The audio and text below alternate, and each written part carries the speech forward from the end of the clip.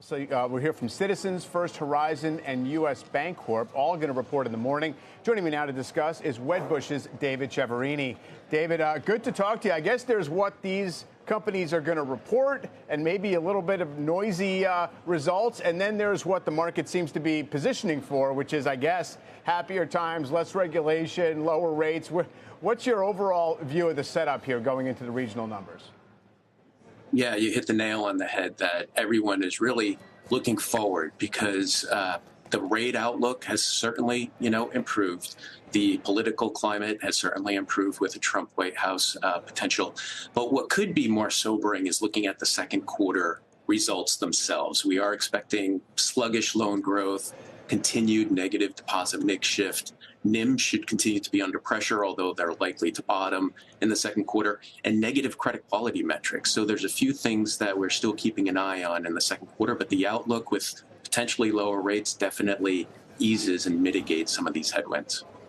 So where does that leave you with regard to, some of the stocks that are going to report here? They've certainly had their move. A lot of it is based, as you say, on, I guess, less pressure on some net interest dynamics, as well as maybe some relief on the real estate lending front. So in terms of names, where would you focus?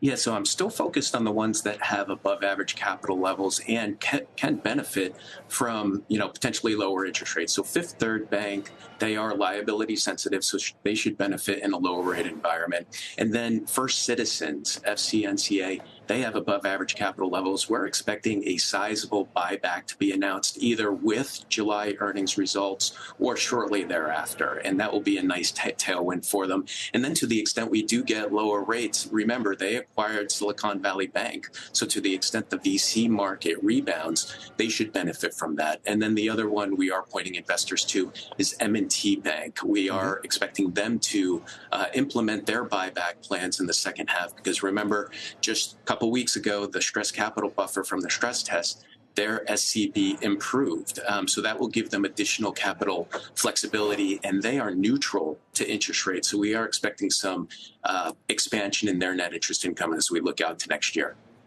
What can we read through, if anything, some of the bigger bank results on the consumer credit trends at this point? I mean, I realize people have been waiting for a long time to see if that softens up. Hasn't necessarily done it in a dramatic way, but what are the clues telling us? Yeah, normalization is still occurring, but it seems like it's still manageable.